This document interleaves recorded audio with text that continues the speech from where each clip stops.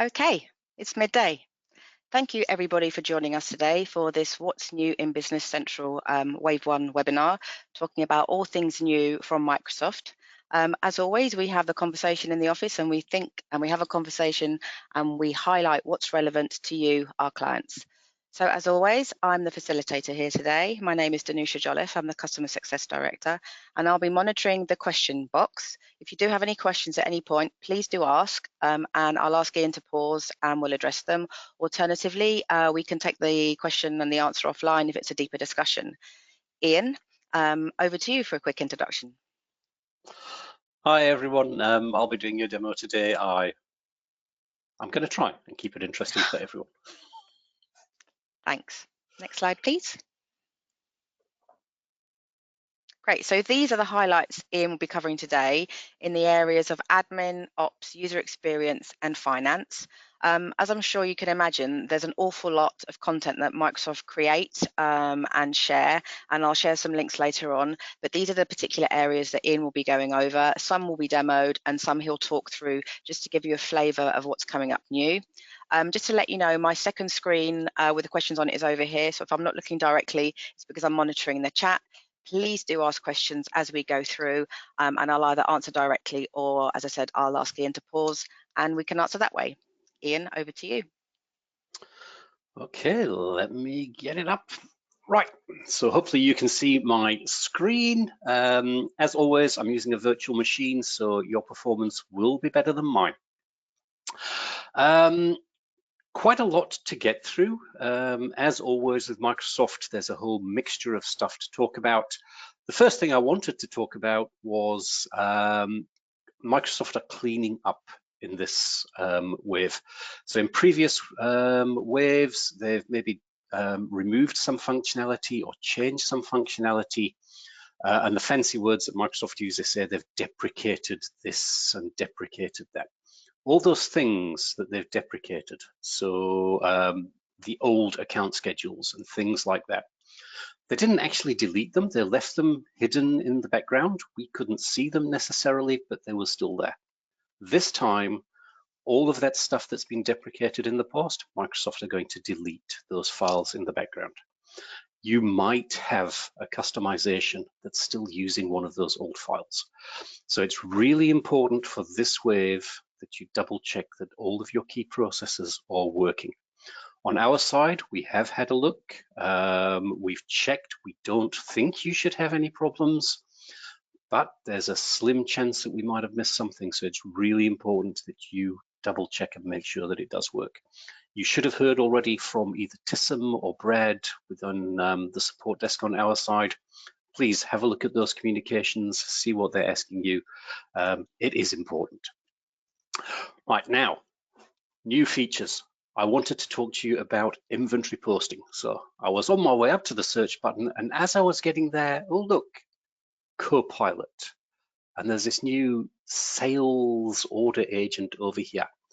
Copilot is big in this wave release. Our MD, Pippa, she's overseas. She's attending some seminars on what's coming up in Business Central. And she's telling us that there's a lot of discussion about artificial intelligence. It's all over the place. She'll be feeding that back to us over the next couple of weeks, and then we'll have a lot more to give you. If artificial intelligence is something that excites you, interests you, I think at the end, Danusha's got some links for you. And if we find anything that we think is really wow, we will share it with you in the coming weeks and months. So anyway, I was on my way up here to get to this section. So as with all wave updates, a good place to go and have a look is on a page called Feature Management. So these are all the things that you can turn on and turn off and have a go. So it's upcoming stuff. And the one that I want to talk to you about is this one: multiple users post item ledger entries and value ledger entries at the same time. So if you've got a busy warehouse, no doubt you've experienced the problem where two people are trying to post inventory transactions at the same time, and one of them gets an error message that says the table was locked, please try again later. It's very frustrating. If you turn on this feature, it will allow multiple inventory transactions to post at the same time. So you can have 2 warehouse workers or 2 inventory workers posting at the same time. This feature is also available for your warehouse transactions, not just inventory transactions. So your picks and your putaways, etc. You can have those happening concurrently as well. For a very busy warehouse, this is a big deal. Same functionality also been added for resources, and it says jobs there, but that's been renamed to projects. Expect that to change over the next few weeks, probably. One caveat with turning on this feature, if you're using Bevica, please wait for the Bevica team to double check that this is compatible with all the Bevica functionality. And the other thing to be aware of, you'll notice in this list, they do not include general ledger transactions. Only one general ledger transaction can post at a time still. So if you have automatic cost posting for inventory turned on, and you allow simultaneous inventory postings, they will try and post to the general ledger. You'll still get a clash and somebody will still get an error message. So it's not going to help you if you have that feature turned on. And again, if you're using Bevica, please don't turn that feature off until our Bevica team have double checked that it's going to work for you. Claudio's doing a presentation. He'll probably mention this in a couple of weeks' time for all the Bevica users. Ian? Yep. Actually, we've just had 2 questions, and one of them was specifically, can you turn this off and should you turn this off? But you've addressed that. And the other question was also about cleaning up all the tables that you mentioned earlier. And is that for clients who went live in January 2024 onwards, or is it older functionality? And the response to that is that there will be some links later on that explain specifically what is going on, what is going off, and we're showing them in the presentation, unless you had anything else to add on that question. Yeah, no, pretty much it's anything that's been deleted for more than a year, it's actually going to be physically deleted this time. So if it's something that was only deprecated 6 months ago, that background table will still be there, but this time next year, it will be deleted by Microsoft. Thank you. Okay, right. Next thing I wanted to talk to you about, sustainability. Now, this one is not going to excite everybody. If you operate offices in Europe, then you're probably aware that you need to start doing sustainability reporting. Here in the UK, we don't have to hassle about this so much right now, but the fact that Europe are doing it, probably in the coming months and years, we're going to start hearing that we're going to have to do this. And this is reporting your emissions, your carbon dioxide emissions, greenhouse gases, etc. There's a lot of functionality now that Microsoft have added to comply with this. A lot of setup. I don't have all the details on this because I'm not a boffin on sustainability, but this was introduced in the last wave. It's now been expanded to all of these functions. And I can tell you that from purchase, receiving items, transferring them internally, doing assembly, shipping those items out to customers, those CO2 emissions values, the greenhouse gas values, etc., they travel with those items so you can do your proper reporting on your inputs and your outputs. The system can do CSRD and ESRS reports. I'm not quite sure what those two are. Ian, it can also do, Ian, Corporate Sustainability Reporting Directive and the Environment, Social and Governance Reporting as well. And just to say that according to the UK Gov website, any changes they implement will be from the 1st of January 2026. And that's the earliest anything could change, but obviously it's going to take a while for everyone to get reporting, and it's always based on company size, revenue, headcount, that kind of thing. So no immediate action, as you say, Ian, but in Europe, it's definitely happening already. Definitely happening, and it's worth having a look at this now because it is coming for us as well. And the last one I was going to mention was that ESG reporting, and I will touch on that a little bit later on when I'm talking about financial reports. Next thing, some changes to the user interface. You might have noticed when I was looking at those feature management where you could turn things on and off, the one at the bottom of the list, it talked about maximizing screen real estate. some features that Microsoft have added, which some people were very excited about. Some people, maybe not so. Let's have a look. So I'm looking at vendors. I've got my list of vendors here when it shows up, and oh dear, some of them are hidden underneath this fact box. I can always turn the fact box off, but now I'm losing that extra information. So maybe I want it on. What Microsoft have added is the ability to resize this fact box. So now you can shift it to one side and show more information on the screen. And the nice thing is it remembers what you were doing. So when I'm on a widescreen view, I can maybe open this up a little bit, maybe make it 4 boxes wide. If I shrink, it remembers last time I shrank, I made it 3 boxes wide. And it will remember that for me. And that web interface, maximizing screen real estate, I think was the wording Microsoft used. When you're using a web browser, as I am, you can have all sorts of different sizes and shapes for your screen. And Microsoft are going to try and maximize the amount of screen real estate you have if you turn that feature on. The other thing that Microsoft have done, they've added more fields that you can manually add to your pages. So on this page, you have all these columns up here. If you go to personalize, you will notice if you ever take the option to add a field, more and more fields are becoming available for you to drag and drop and add to your page. And even to the point of when you go into one of these customers, first up consultants, on this page, let's give it a second. Oh, the joys of doing live demos. If I chose to customize this page, which hopefully loads in a second or two, there are also fields that I can drag and drop onto this page, some of them editable, some of them which I can only read. And you'll notice the sustainability stuff is starting to appear here already as well. One other thing that I did notice, which I thought was kind of funky, when I create a new customer, I wasn't sure about anywhere else. I haven't had a chance to explore every corner of the system. When I was creating a new customer,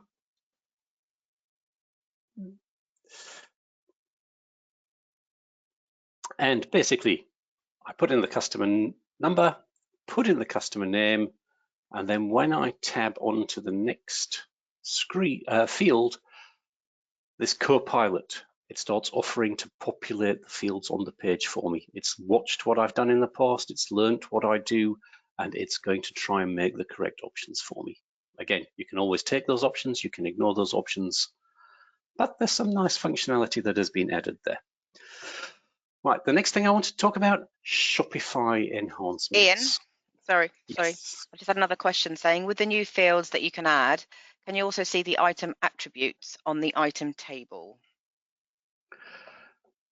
I haven't checked that one. In your Wave environment, you can have a look yourself. And if you struggle to find anything, please drop us a line on the help desk and one of us will jump on with you and we'll help you have a look and we'll see if you can. Absolutely. Yeah. Okay. Shopify. So we have quite a few clients now. You've started using Shopify. Shopify is continuously being enhanced by Microsoft. And in this release, more data can now be transferred, particularly with B2B, business to business Shopify sites. There's more that can be transferred from Business Central to Shopify, from Shopify back to Business Central. You have the ability now to start using sales channels within Shopify, and they've also added troubleshooting tools. So if something is not being transferred, records are being skipped, you can highlight that record and it tries to tell you why it's being skipped, what's the problem that you need to fix, instead of just a generic, oh, something's wrong. So yeah, continuous improvements on that front, and well done to Microsoft. Ian? Yes. Whoa, we had a couple of questions. Yes. Yeah. Exactly. Is it possible, do you know, to show the item dimensions on the item table, or do we need to review that and we can get back to our customer? You can show the item dimensions on the list view, but I don't think off the top of my head that you can actually put it on the page itself. Okay. But I would have to double check that to be Okay, we 100% could have a look at sure. that. And also, is it possible to save different columns showing for different filtered reports? Yes. If I look at, let's have a look at something like posted sales invoices.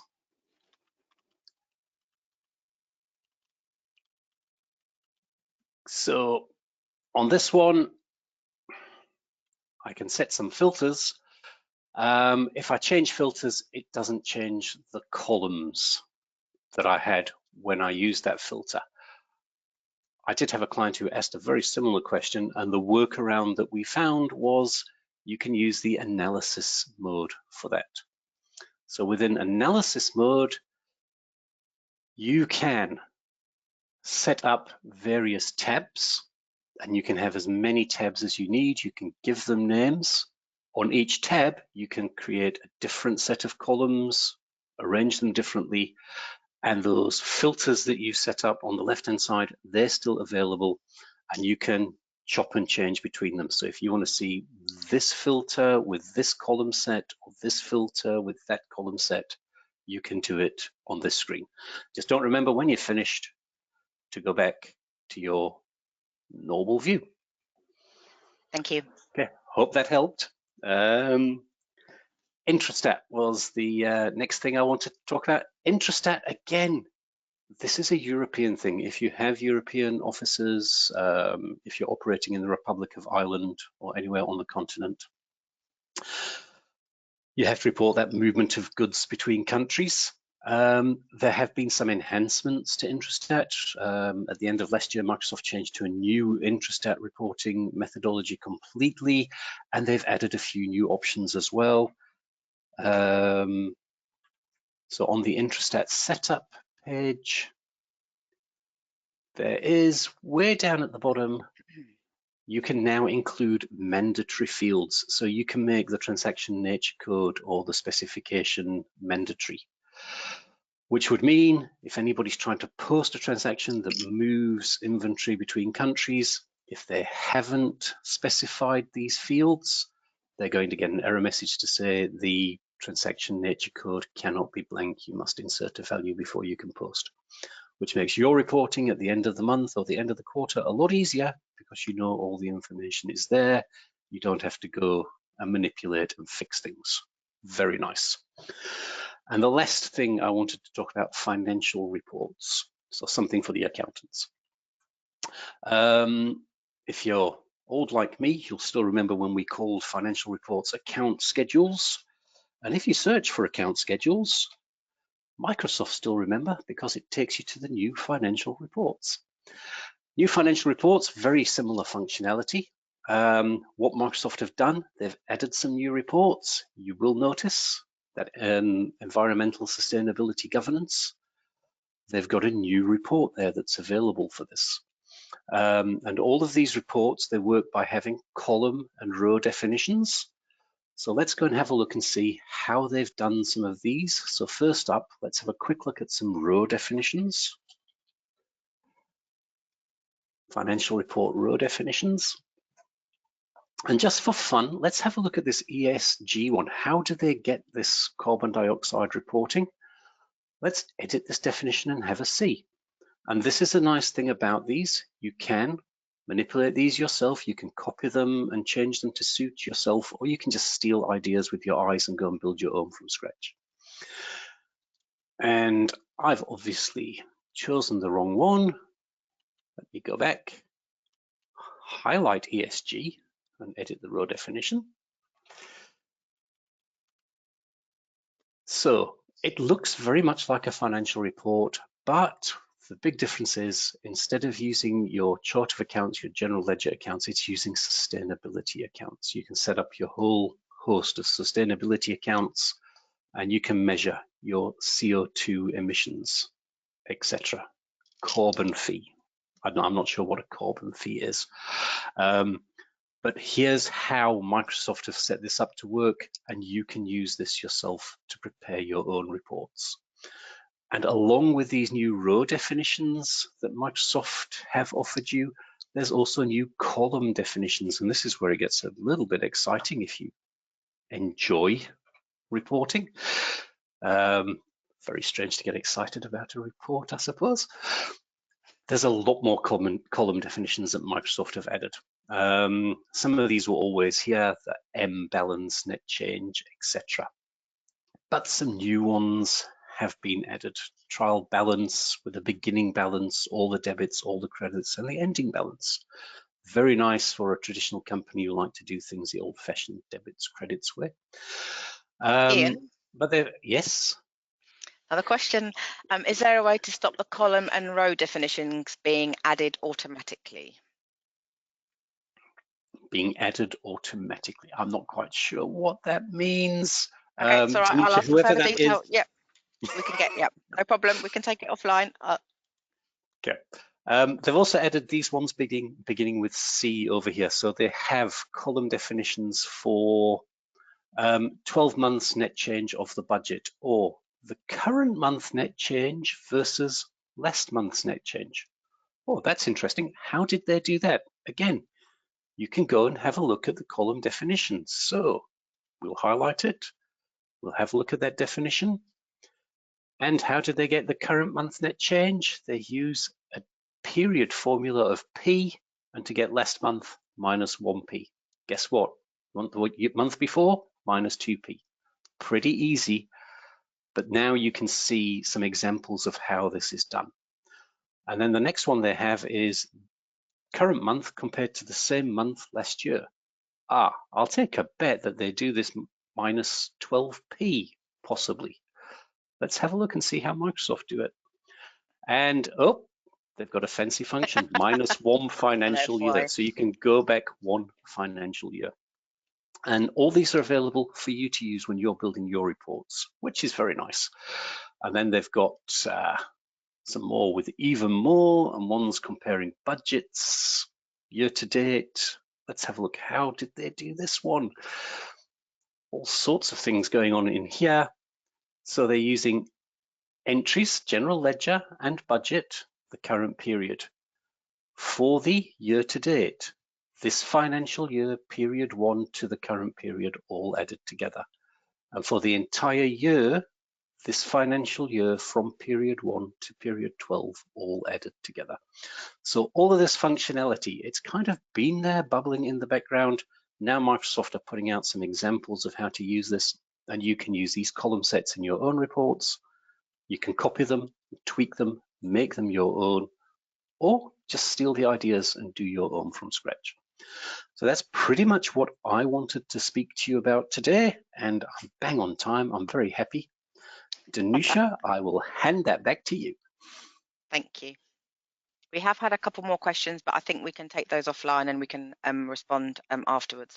So yeah, so as I mentioned earlier in the session, these are some links that people might find of interest. So the first two are actual release plan information. You can just get by Googling directly, or we can share those links on the learn.microsoft.com website.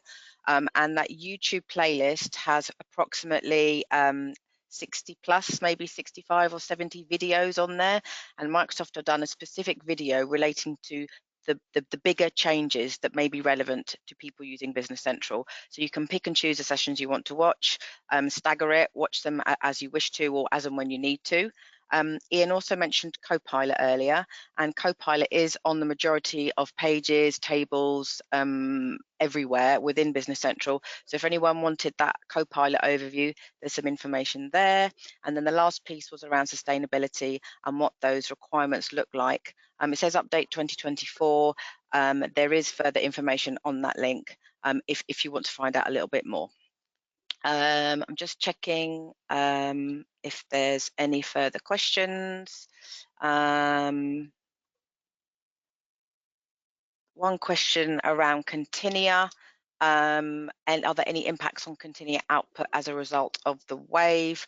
We've not heard anything specific from Continia, but I know that they have run a number of webinars on what's new in Continia, so I can definitely find those links and share them accordingly. And Janisha, yep, that's one of the areas where if that's really important to you, that's something you need to test thoroughly when you get that link to your UAT, just to make sure it is 100%. Yeah. Okay, I think that was the last one. And we had a bit more clarity on that question that was asked as well, so we can talk about that afterwards and get the response back to the client. Okay, well, thank you everybody for joining us today. I said a number of questions, so thank you all for participating. This webinar will be available on demand on the website in the next couple of days. And if you do have any further questions, please get in touch with us and we can answer. And if there's any further questions, we'll respond and get back to the individuals. Thank you very much. And thank you, Ian, for doing the session and the demo for us. It's a pleasure. Thank you, guys. Thanks. Bye, everybody. Bye.